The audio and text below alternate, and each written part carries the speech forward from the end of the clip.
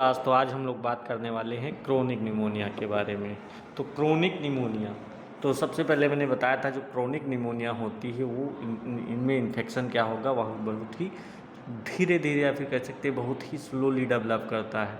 ठीक है, और जो सिम्टम्स अपीयर होंगे और सिम्टम्स जो रहेंगी वो लॉन्ग ड्यूरेशन के लिए वहाँ पे प्रेजेंट रहते हैं। क्योंकि मैंने बताया था जो एक्यूट निमोनिया होती है, एक्यूट निमोनिया के में क्या होता है, जो इन्फेक्शन होता है वो सडन होता है और वहाँ पे इनिशियल स्टेज में ही वो सही भी हो जाता है। लेकिन जो सीवियर इन्फेक्शन होता है वो क्या होगा, वीक टू मंथ धीरे धीरे वहाँ पे डेवलप करता रहता है। ठीक है, तो ये क्या हो जाएगी, तब वो निमोनिया जो होगी वो क्रोनिक हो जाती है। और जो ये क्रोनिक निमोनिया है मोस्टली जो ट्यूबरकुलोसिस या फिर फंगल इन्फेक्शन हो गया या फिर कोई पहले से ही क्रोनिक इन्फेक्शन हो तभी वो क्या रहता है, सीवियर होती चली जाती है। ठीक है, अगर टाइम से वहाँ पे डायग्नोसिस नहीं किया गया और ट्रीटमेंट नहीं किया गया तब भी क्या हो जाएगा, वहाँ पे धीरे धीरे क्रोनिक हो जाएगी और हमारे लंग्स को वहाँ पे डैमेज कर देगी। ठीक है, तो इसमें क्या क्या सिम्टम्स, सबसे पहले स्लो ऑनसेट।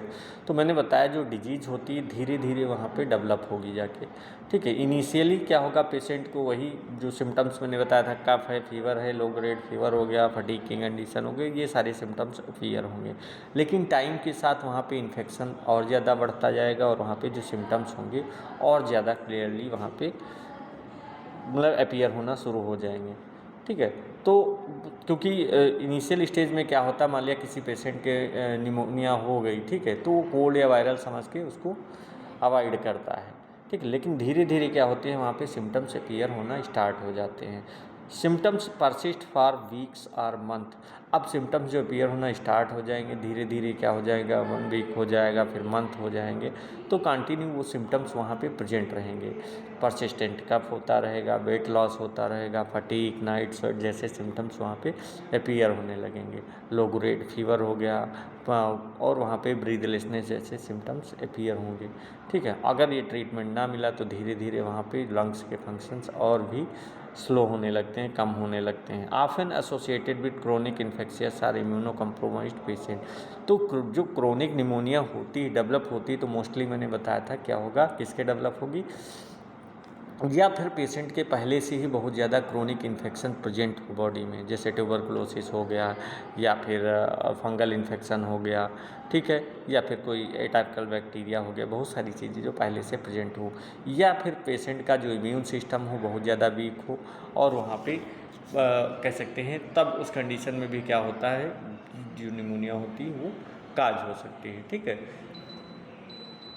तो ये कुछ कंडीशन थी जिसमें क्या होगा, वहाँ पे पर्सन को धीरे धीरे जो इम्यून कम्प्रोमाइज्ड पेशेंट होंगे वहाँ पे कंडीशन डेवलप हो जाएगी। और मैंने बताया भी था जो इम्यून कम्प्रोमाइज्ड पेशेंट होते हैं उसका मेनली कारण क्या रहता है, या फिर उनके कोई सीवियर डिजीज डेवलप हो, जैसे HIV हो गया, कैंसर हो गया, या फिर आर्गन ट्रांसप्लांट की कंडीशन हो। आर्गन ट्रांसप्लांटेशन की कंडीशन में वहाँ पे इम्यून कम्प्रोमाइज्ड ड्रग्स दी जाती हैं। ठीक है, या फिर लॉन्ग टर्म वहाँ पे लॉन्ग टर्म से क्या ले रहा हो, स्टेरॉयड्स ले रहा हो। ठीक है, तो ये सारी कंडीशंस रहती हैं जिनमें क्या होगा, पेशेंट की बॉडी वहाँ पे कह सकते हैं पेशेंट का जो इम्यून सिस्टम होगा वो बहुत ज़्यादा वीक हो जाता है और फिर वहाँ पे जो माइक्रो ऑर्गेनिज्म होते हैं वो इफेक्टिवली वहाँ पे प्रेजेंट रहेंगे और वहाँ पे क्रोनिक निमोनिया की कंडीशन डेवलप होती है। ठीक है, तो क्रोनिक इन्फेक्शन में मैंने बताया क्या होगा, वहाँ पे धीरे धीरे परसिस्टेंट डेवलप होता रहता है और वहाँ पे जो लंग्स होंगे, टिश्यू होंगे, ये सारी चीज़ें डैमेज होने लगती हैं, जिससे वहाँ पे गैसियस एक्सचेंज वहाँ पे रिड्यूस हो जाएगा और पेशेंट को क्रोनिक निमोनिया डेवलप हो जाएगी। ठीक है, अब अकॉर्डिंग टू सीवियरिटी के बेसिस पे भी क्या किया गया है, निमोनिया को अलग अलग कैटेगरी में क्लासीफाई किया गया है। तो पेशेंट की कंडीशन कैसी है, उसके सिम्टम्स कितने ज़्यादा हैं, ठीक है, ऑक्सीजन का लेवल हो गया, वाइटल साइंस हो गए, आर्गन के फंक्शन हो गए, इन सब बेसिस पे इसको क्लासीफाई किया गया। तो मेनली इनको थ्री फेज में क्लासीफाई किया गया, 3 कैटेगरी में। कौन कौन सी, माइल्ड, मॉडरेट और सीवियर। ठीक है, माइल्ड निमोनिया हो गई, मॉडरेट निमोनिया हो गई और सीवियर निमोनिया हो गई। तो सबसे पहले हम लोग बात करते हैं माइल्ड निमोनिया की। माइल्ड निमोनिया में क्या रहता है, जो इन्फेक्शन होगा वो कह सकते हैं बहुत ही कम डेवलप होता है, ठीक है। और वहाँ पे सिम्टम्स जो होंगे बहुत ज़्यादा सीवियर की कंडीशन में भी नहीं होंगे। तो नॉर्मली इसमें पेशेंट जो रहेगा उसके कह सकते हैं कॉन्शियस रहेगा पेशेंट, और वहाँ पे जो ऑक्सीजनेशन होगा ये सारी चीज़ें प्रेजेंट रहेंगी, ठीक है। उसके बहुत ज़्यादा कंडीशंस क्रिटिकल नहीं डेवलप होगी, माइल्ड सिम्टम्स डेवलप होंगे। माइल्ड सिम्टम्स का मतलब हो गया कि जो हैं वो जिनकी सीवियरिटी बहुत ज़्यादा नहीं है। जैसे कि माइल्ड सिम्टम्स में तुम्हारा माइल्ड कफ की कंडीशन हो गई, स्पूटम प्रोडक्शन माइल्ड हो रहा है, या ब्रीथलेसनेस बहुत ही माइल्ड हो रहा है, ठीक है। तो उस वहाँ पे क्या होगा, पेशेंट ऐसा नहीं है बहुत ज़्यादा सीवियर है कि कोई एक्टिविटी ना हो, उसकी जो नॉर्मल जो एक्टिविटीज़ करेगा, डेली एक्टिविटीज़ होंगी वो करने में वो सक्षम रहेगा, ठीक। इसके अलावा स्टेबल वाइटल साइंस, और उसके वाइटल साइंस भी मैंने बताया क्या रहेंगे, नॉर्मल रहेंगे, ठीक है। वहाँ पे body temperature, pulse rate, respiratory rate, blood pressure और ऑक्सीजन सेचुरेशन, ये सारी चीज़ें उसकी नॉर्मल रहेंगी, ठीक है। तो ये सारी चीज़ें जब नॉर्मल रहेंगी तो वहाँ पे कोई ज़्यादा सीवियर कंडीशन, लंग्स भी ज़्यादा अफेक्टेड नहीं होंगे, ठीक है। नेक्स्ट है manage with oral antibiotics at home. तो इसको अगर माइल्ड इन्फेक्शन, माइल्ड निमोनिया की कंडीशन है तो उस कंडीशन में क्या होगा, वहाँ पे पेशेंट को हॉस्पिटलाइज करने की रिक्वायरमेंट नहीं होती है, ठीक है। नॉर्मली ट्रीटमेंट देके उसको ओरल एंटीबायोटिक हो गई या फिर न्यूट्रिशन डाइट हो गया, एंटीपायरेटिक हो गया, एडिक्यूट हाइड्रेशन हो गया, ये सारी चीज़ें दे के हम क्या कर सकते हैं, पेशेंट को वहाँ पे सही कर सकते हैं, ठीक है। और वहाँ पे पेशेंट का फॉलोअप लेना रिक्वायरमेंट रहता है कम, ठीक है। जिससे क्या होगा, वहाँ पे सिम्टम्स उसके होंगे, उसका जो ट्रीटमेंट होगा वो पता चलता रहेगा, ठीक है। आप सेकेंड बात करते हैं मॉडरेट निमोनिया के बारे में। मॉडरेट निमोनिया क्या होगी, वहाँ पे सिम्टम्स जो अपीयर होंगे वहाँ पे, ठीक है। तो मॉडरेट निमोनिया में मेनली बताया था कि ये क्या होता है, कभी कभी बहुत ज़्यादा लाइफ थ्रेटनिंग हो सकता है, ज़रूरी नहीं, लेकिन अभी कह सकते हैं बहुत ज़्यादा लाइफ थ्रेटनिंग की कंडीशन नहीं डेवलप हुई है, लेकिन हाँ आगे चल के वो क्या हो सकता है, बहुत ज़्यादा लाइफ थ्रेटनिंग कंडीशन डेवलप हो सकती है, ठीक है। लेकिन इसमें क्या होता है, लंग्स का एक कह सकते हैं बड़ा भाग वहाँ पे बहुत ज़्यादा इफेक्टेड हो जाता है, ठीक है। गैसियस एक्सचेंज कम होने लगता है पेशेंट को, वहाँ पे पेशेंट की जो क्लिनिकल कंडीशंस होती है बहुत ही ज़्यादा क्रिटिकल होने लगती है धीरे धीरे, ठीक है। तो ऐसे पेशेंट को क्या कर सकते हैं, केवल होम ट्रीटमेंट दे के वहाँ पे सही नहीं कर सकते हैं, ठीक है। तो उन्हें क्या रहता है, हॉस्पिटल ऑब्जर्वेशन की या फिर मेडिकल मैनेजमेंट की रिक्वायरमेंट रहती है, ठीक है।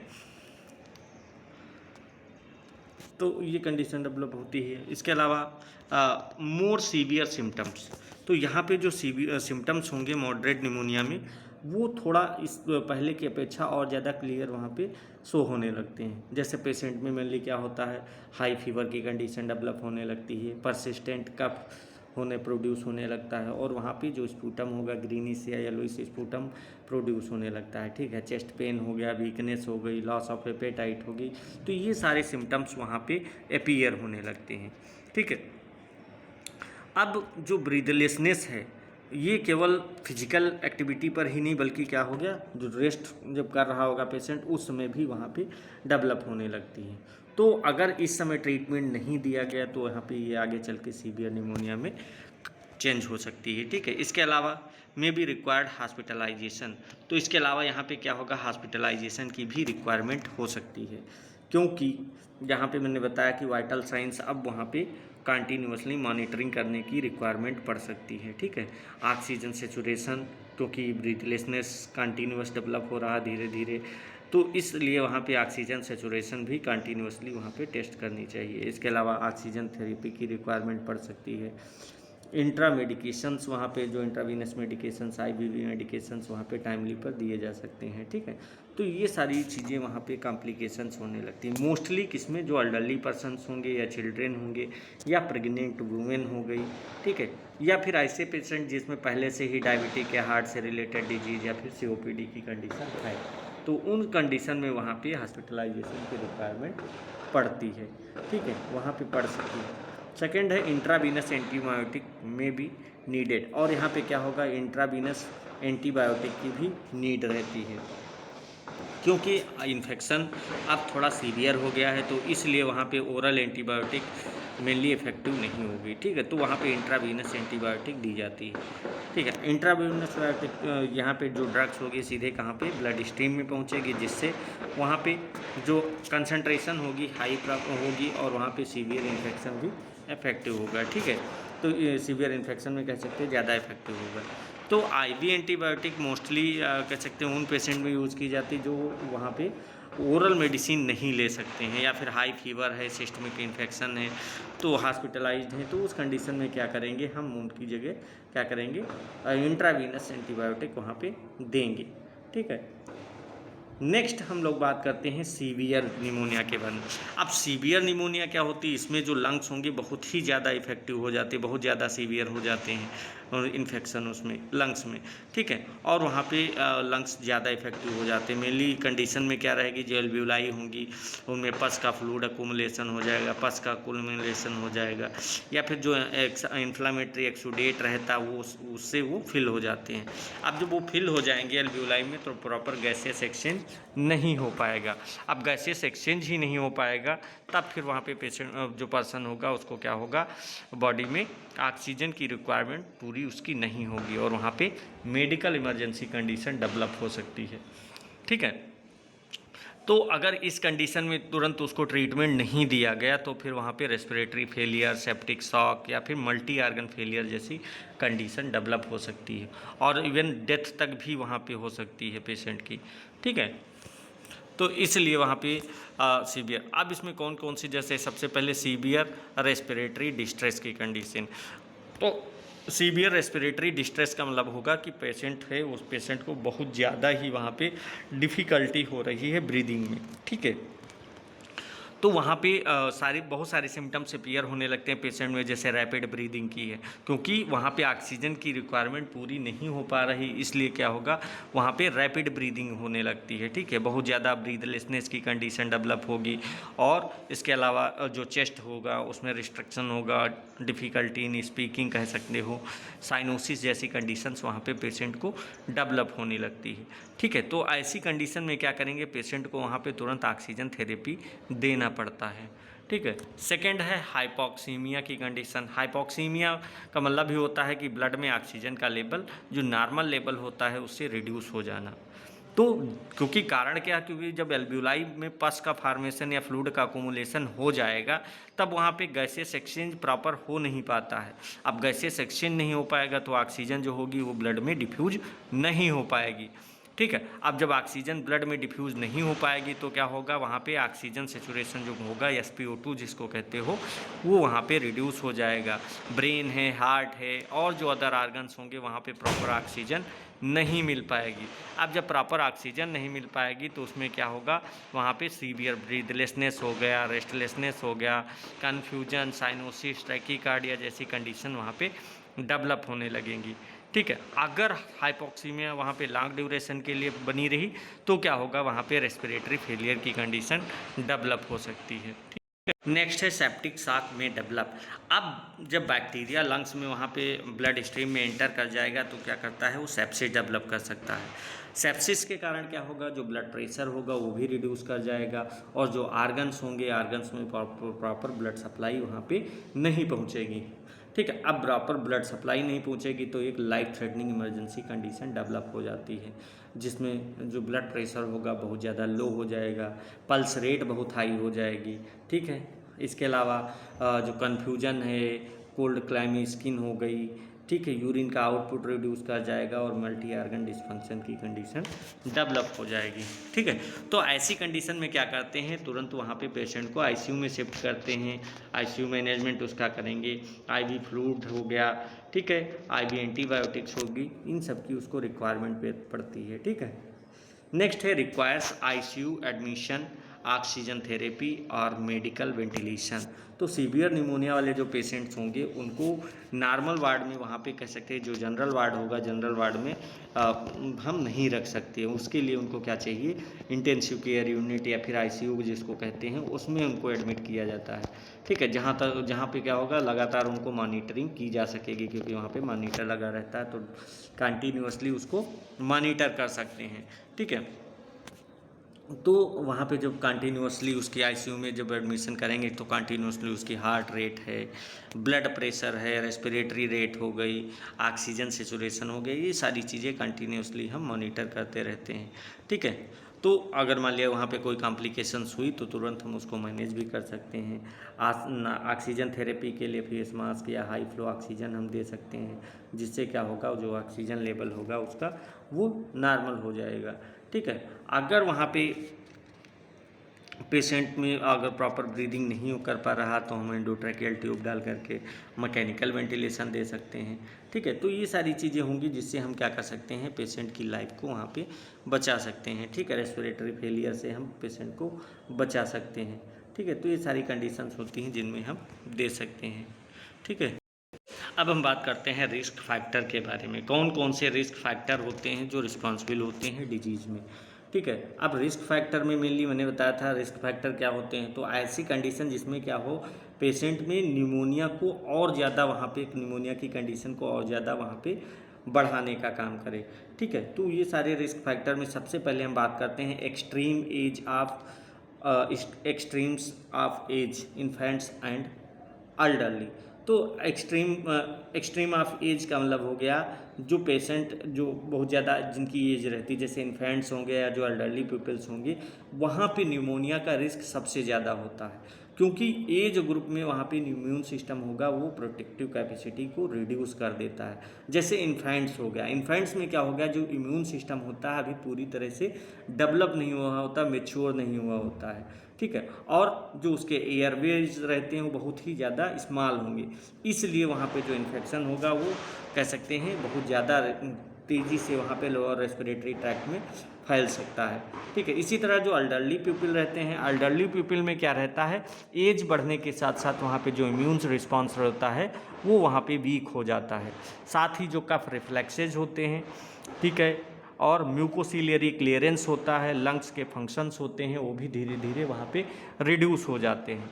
तो इसीलिए जो ये दोनों ग्रुप के चाहे वो ओल्ड एज पर्सन हो या चाहे वो तुम्हारा चाइल्ड हो, दोनों में रेस्पिरेटरी इन्फेक्शन के चांसेज वहाँ पे सीवियर होने की चांसेज ज़्यादा रहते हैं।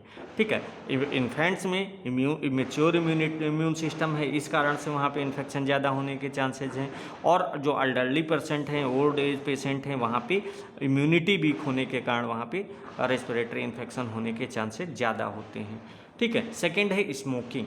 स्मोकिंग में क्या रहता है, ये भी एक निमोनिया का रिस्क फैक्टर है, कह सकते हैं, मान सकते हैं, क्योंकि यहाँ पे सिगरेट स्मोकिंग से या स्मोकिंग से क्या होगा, जो रेस्पिरेटरी एपिथेलियल सेल्स होती हैं और जो सीलिया रहती हैं, ये दोनों डैमेज हो जाती हैं। अब जो नॉर्मली देखा जाए सीलिया का फंक्शन क्या रहता है, म्यूकस जो रहेगा, म्यूकस और जो माइक्रो ऑर्गेनिज्म होगा उनको एक्सपेल आउट करने में हेल्प करना। ठीक है, लेकिन जब स्मोकिंग करोगे, स्मोकिंग से जो तुम्हारी म्यूकोसिलियरी क्लियरेंस होती है वो रिड्यूस हो जाएगा। अब जब रिड्यूस हो जाएगा उससे क्या होगा, जो बैक्टीरिया है या फिर जितने भी माइक्रो ऑर्गेनिज्म होंगे लंग्स में आसानी से वहाँ पे पहुँच सकते हैं। ठीक है, तो मेनली कारण यही है, स्मोकिंग क्या करेगा, जो एल्ब्यूलर माइक्रोफेजेज होते हैं उनके फंक्शन को इफेक्ट करेगा, म्यूकोसिलियरी जो सीलियाज रहती हैं, एपिथेलियल सेल्स रहती हैं, उनको डैमेज कर देता है। इसकी वजह से वहाँ पे जितनी भी बैक्टीरिया हों, चाहे स्ट्रेप्टोकोकस निमोनाई हो, हीमोफिलस इन्फ्लुएंजा हो, जो भी बैक्टीरिया होंगे, जो इन्फेक्शन या वायरसेस होंगे, जो भी मतलब माइक्रो ऑर्गेनिज्म होंगे, वो वहाँ पे इन्फेक्शन को और ज़्यादा उनके रिस्क को वहाँ पे बढ़ा सकता है। ठीक है, थर्ड है एल्कोहल। एल्कोहल भी क्या करते हैं, अगर मान लिया एक्सेसिव एल्कोहल ले रहा पेशेंट, तो उसकी वजह से वहाँ पे जो कफ रिफ्लेक्सेज रहते हैं या फिर जो गैग रिफ्लेक्सेज होंगे उनको ये सप्रेस कर देता है एल्कोहल। अब इससे क्या होगा, वहाँ पे स्लाइबा है, फूड पार्टिकल्स या जो वोमिटस है, ये लंग्स में जाने की इनकी प्रोबेबिलिटी बढ़ जाएगी। अब जब ये चीज़ें बढ़ जाएंगी तो उन्हीं को क्या कहते हैं, एस्पिरेशन बताए थे, कहते हैं। एस्पिरेशन में क्या होता है, जब कोई पार्टिकल्स या कोई सब्सटेंस जब लंग्स में वहाँ पे जाने के बजाय, स्टमक में जाने के बजाय कहाँ पे चला जाए, लंग्स में। ठीक है, तो लंग्स में जाने की प्रोबेबिलिटी जब बढ़ेगी तो उसी को क्या कहेंगे, एस्पिरेशन कहते हैं। ठीक है, तो वहाँ पे ये कंडीशन डेवलप हो सकती है। ठीक है, क्योंकि जब वो वहाँ पे कफ रिफ्लेक्सेस वहाँ पे सप्रेस हो गए हैं, गैग रिफ्लेक्सेस सप्रेस हो गए हैं, तो इसी कारण से।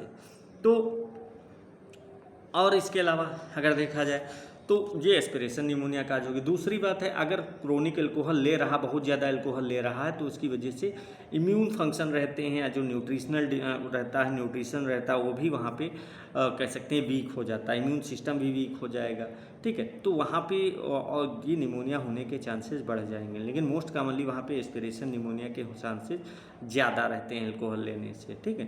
कारण क्या है? इम्पेयर्ड रिफ्लेक्सेस, जिसके कारण एस्पिरेशन होगा और वहाँ पे निमोनिया काज होगी, ठीक है। नेक्स्ट है डायबिटीज़ मिलाइटस। डायबिटीज़ मिलाइटस में क्या होता है, जो ब्लड ग्लूकोज होता है वो इंक्रीज कर जाता है। अब जब बहुत ज़्यादा टाइम से किसी का ब्लड ग्लूकोज लेवल इंक्रीज है, तो उस कंडीशन में क्या होता है, हमारा जो इम्यून सिस्टम होता है वो धीरे धीरे वीक होने लगता है, क्योंकि जो न्यूट्रोफिल्स होते हैं, न्यूट्रोफिल्स की इन्फेक्शन से फाइट करने की कैपेबिलिटी वहाँ पे रिड्यूस हो जाती है, और वहाँ पे जो हमारी सेलुलर इम्यूनिटी होगी वो इफेक्ट होती है, ठीक है। तो इसके कारण भी बॉडी में को जो बैक्टीरिया होंगे वो आसानी से वहाँ पे डेवलप हो जाएंगे, क्योंकि डायबिटीज़ वाले पेशेंट में क्या होगा, निमोनिया इसीलिए बढ़ जाते हैं क्योंकि वहाँ पे उसकी इम्यूनिटी वीक हो जाती है, ठीक है। तो वहाँ पे इन्फेक्शन का रिस्क ज़्यादा बढ़ जाएगा।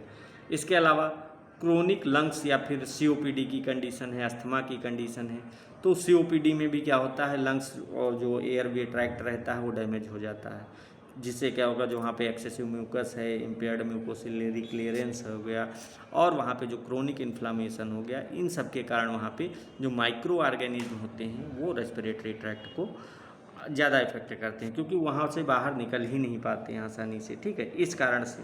तो इसीलिए जो COPD के पेशेंट होंगे वहाँ पे बैक्टीरियल रेस्पिरेटरी इन्फेक्शन और जो निमोनिया होगा उसका रिस्क बढ़ जाएगा। इसी तरह अस्थमा की कंडीशन में भी होता है। अस्थमा में क्या होता है, जो हमारा एयरवे ट्रैक्ट होता है, ठीक है, वहाँ पे क्रोनिक इन्फ्लामेशन हो जाता है, जिसकी वजह से जो एयरवे होगा वो नैरो हो जाता है, ठीक है। तो जब रेस्पिरेटरी ट्रैक्ट इन्फेक्शन होगा वहाँ पे, तो वहाँ पे क्या होगा, जो ये सीवियर रेस्पिरेटरी डिस्ट्रेस की कंडीशन डेवलप हो जाती है, ठीक है। इसी कारण से क्योंकि क्रोनिक लंग वहाँ पे डिजीज काज होगी, इम्पेयर्ड ऑब्स्ट्रक्शन होगा, वहाँ पे डिफेंस मैकेनिज्म वीक होगी और वहाँ पे इन्फेक्शन का रिस्क बढ़ जाएगा। इसी तरह हार्ट डिजीज में भी क्या होगा, वहाँ पे भी निमोनिया की सीवियर हो सकती है, क्योंकि हार्ट और लंग्स होंगे एक दूसरे के फंक्शन को वहाँ पे क्लोजली अटैच रहते हैं, क्योंकि हार्ट क्या करता है, ब्लड को पंप करने का काम करता है, और लंग्स क्या करेगा, ऑक्सीजन डिलीवरी के लिए रिस्पॉन्सिबल होता है, ठीक है। तो वहाँ पे जो ऑक्सीजन, अब मान लिया हार्ट फेलियर हो गई किसी के पेशेंट की, तो क्या होगा, लंग्स में जो फ्लूइड होगा वो अकोमुलेशन हो जाएगा, जिससे क्या हो जाएगी, वहाँ पे ब्रीदिंग है, लंग डिफेंस हो जाए, वो क्या हो जाएंगे, वीक हो जाएंगे। तो इसीलिए जो हार्ट डिजीज़ वाले पेशेंट होते हैं वहाँ पे निमोनिया होने के कॉम्प्लिकेशन का रिस्क ज़्यादा रहता है, ठीक है। इसके अलावा माल न्यूट्रिशन में क्या हो गया, माल न्यूट्रिशन में भी यही कंडीशन रहती है, क्योंकि माल न्यूट्रिशन में जो पर्सन रहता है उसकी बॉडी में प्रॉपर वहाँ पे प्रोटीन है, विटामिन्स हैं, मिनरल्स हैं, और जो एनर्जी हो वो प्रॉपर वहाँ पे नहीं मिल पाती है, ठीक है। अब जो प्रोटीन क्या करती है, इम्यून सेल्स होंगी या फिर जो हमारी एंटीबॉडीज होंगी, टिश्यूज़ होंगी, इनको रिपेयर करने के लिए रिस्पॉन्सिबल होती है, क्योंकि जो प्रोटीन होता है, प्रोटीन को क्या कहा जाता है, बॉडी बिल्डिंग मटेरियल कहा जाता है। अब जब प्रोटीन ही प्रॉपर नहीं ले रहा है पर्सन, तो उसकी इम्यून सेल्स होंगी, एंटीबॉडीज होंगी, या जो टिश्यू रिपेयरिंग सेल्स होंगी वो वीक होंगी, वहाँ पे प्रॉपर नहीं हो पाएगा, या फिर न्यूट्रिशन सही से नहीं ले रहा है, ठीक है। तो उससे भी क्या होगा, जो इम्यून रिस्पॉन्स होता है वो वहाँ पे वीक हो जाता है, और वहाँ पे जो रेस्पिरेटरी इन्फेक्शन हो गया उससे कह सकते हैं फाइट करने की कैपेबिलिटी उनकी रिड्यूस हो जाती है, ठीक है। और इसके अलावा माल न्यूट्रिशन में जो मसल वीकनेस की भी कंडीशन डेवलप होती है, जिससे जो रेस्पिरेटरी मसल्स होती हैं वो भी वीक हो जाएंगी, और जब रेस्पिरेटरी मसल्स हो जाएंगी वीक, तो इन्फेक्शन के टाइम वहाँ पे ब्रीदिंग को मेंटेन करना ज़्यादा ही क्रिटिकल हो जाता है, ठीक है। इसके अलावा नेक्स्ट है HIV या एड्स की कंडीशन। अब HIV भी क्या करता है, जो हमारा इम्यून सिस्टम होता है, इम्यून सिस्टम की जो CD4 सेल हो गई या फिर T लिम्फोसाइट्स होती हैं, उनको इफेक्ट करता है। तो जब CD4 सेल काउंट हमारी बॉडी में डिक्रीज हो जाएगा, तो सेल मीडिएटेड इम्यूनिटी भी वहाँ पे वीक हो जाएगी। अब जब सेल मीडिएटेड इम्यूनिटी वीक हो गई तो जो नॉर्मल बैक्टीरिया भी होगा वो भी क्या करेगा, वहाँ पे इन्फेक्शन काज कर सकता है। और जो नहीं इन्फेक्शन काज करता है, जिसको हम अपॉर्चुनिस्टिक पैथोजेंस कहते हैं, वो भी क्या होते हैं, वहाँ पे इम्यूनिटी वीक होने पर एक्टिव हो जाते हैं और वहाँ पे इन्फेक्शन काज कर सकते हैं। तो इसी कारण से क्या होगा, जिनका इम्यून सिस्टम वीक होता है या फिर जिनके HIV हो जाएगा, काज हो जाएगा, वहाँ पे भी निमोनिया काज हो जाती है। ठीक है, जैसे मैंने बताया था जो फंगस रहते हैं, कुछ फंगस रहते हैं वो अपॉर्चुनिस्टिक रहते हैं, जैसे निमोसाइट्स हो गया, जेरबोसाई हो गई, ये क्या करता है, जो अपॉर्चुनिस्ट, इसको क्या कहते हैं, अपॉर्चुनिस्टिक पैथोजेंस कहते हैं। तो जब भी वहाँ पे इम्यूनिटी वीक होगी उस समय ये क्या करेगा, ये भी इन्फेक्शन काज कर जाता है। ठीक है, काज करता है। तो इसीलिए जो HIV या एड्स में जो निमोनिया का रिस्क रहता है वो ज़्यादा होने के चांसेस बढ़ जाते हैं। नेक्स्ट है कैंसर। तो कैंसर पेशेंट भी निमोनिया के रिस्क हो सकता है, क्योंकि कैंसर में जो इम्यून सिस्टम होता है वो इफेक्ट होता है। अब जब इम्यून सिस्टम इफेक्ट होगा तो क्या होगा, हमारी कारण क्या रहता है, क्योंकि वहाँ पे कीमोथेरेपी दी जाती है, जो कैंसर ट्रीटमेंट दिया जाता है, उसके कारण जो ब्लड हमारी बॉडी में जो ल्यूकोसाइट्स रहते हैं उनका काउंट बहुत ज़्यादा ही धीरे धीरे रिड्यूस होने लगता है। ठीक है, तो इस कारण से वहाँ पे जो न्यूट्रोपीनिया की कंडीशन हो सकती है, इस कारण से वहाँ पे बैक्टीरियल इन्फेक्शन है या जो फंगस इन्फेक्शन है वो उसका रिस्क बढ़ जाएगा। कुछ कैंसर्स में क्या होता है, जो रेस्पिरेटरी ट्रैक्ट होता है वो डायरेक्टली इफेक्ट हो सकता है, जिससे क्या होगा, वहाँ पे स्वालोइंग इफेक्ट होगा और वहाँ पे एस्पिरेशन का रिस्क बढ़ जाएगा। ठीक है, इसके अलावा इम्यून सप्रेसिव थेरेपी। तो इम्यून सप्रेसिव थेरेपी में भी क्या रहती है, जो मेडिसिन्स दी जाती हैं वो हमारी इम्यून सिस्टम की एक्टिविटी को वहाँ पे रिड्यूस करती हैं। तो इसका यूज़, जो इम्यून सप्रेसिव ड्रग्स होती हैं इनका यूज़ मेनली किसके लिए किया जाता है, कब किया जाता है, तो जो ऑर्गन ट्रांसप्लांटेशन किया जाता है, या जो ऑटो इम्यूनिटी डिजीज़ होती हैं, ऑटो इम्यून डिजीज़ हो गई, या फिर जो भी अदर मेडिकल कंडीशंस होती हैं उनमें हम करते हैं। ठीक है, जैसे बहुत सारे पेशेंट रहते हैं बहुत लॉन्ग ड्यूरेशन से वहाँ पे कार्टिकोस्टेरॉइड्स ले रहे होते हैं। अब जो कार्टिकोस्टेरॉइड्स ले रहे हैं या जो इम्यून सप्रेसिव मेडिसिन ले रहे हैं, उससे क्या हो जाएगा, हमारा जो इम्यून डिफेंस मैकेनिज्म होगी वो वीक हो जाएगी। अब जब इम्यून डिफेंस मैकेनिज्म वीक हो जाएगी तो क्या होगा, जो बैक्टीरिया है, वायरस है या जो फंगस हैं, वो उनको क्या करना, उनको कंट्रोल करना वहाँ पे कठिन हो जाएगा, क्योंकि वहाँ पे हमारी इम्यूनिटी इतनी स्ट्रांग ही नहीं है कि उनको कंट्रोल कर सकें। ठीक है, तो मेनली पेशेंट में अगर निमोनिया का रिस्क रहेगा तो उसका सबसे बड़ा कारण क्या रहता है, इम्यून सप्रेसिव ड्रग्स हो सकती हैं। ठीक है, तो उससे वहाँ पे भी सीवियर इन्फेक्शन काज हो सकता है।